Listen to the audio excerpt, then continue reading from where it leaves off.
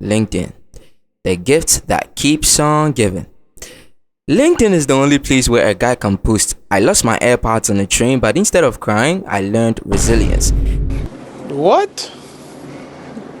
Bro, what are you talking about, man? And suddenly it has got like 50,000 likes and 3 recruiters commenting, "So inspiring." Back in the day, it used to be simple. Like a digital resume. "Here are my skills. I know Excel. Please hire me." And that's it.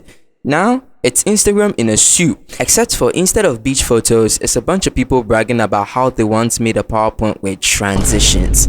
Oh my god, bro. Oh, hell no, man. What the fuck, man?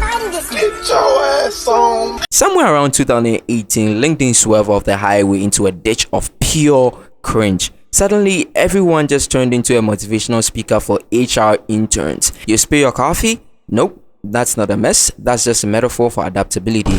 You sat in traffic? Congrats, you just unlocked the patience in agile workflows. Bro, not everything is a leadership lesson. Sometimes you just spilled coffee because you just have the hand-eye coordination of a potato. Now let's take a look at these people.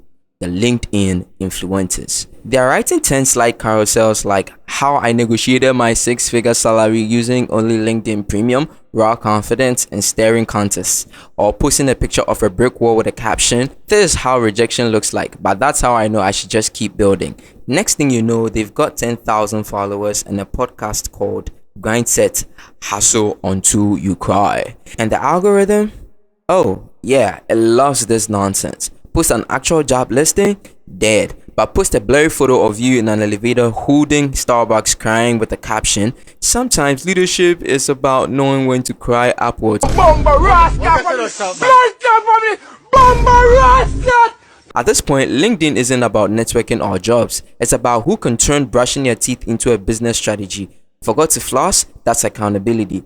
Bought the wrong cereal? That's supply chain disruption. Took a nap? That's recharging human capital.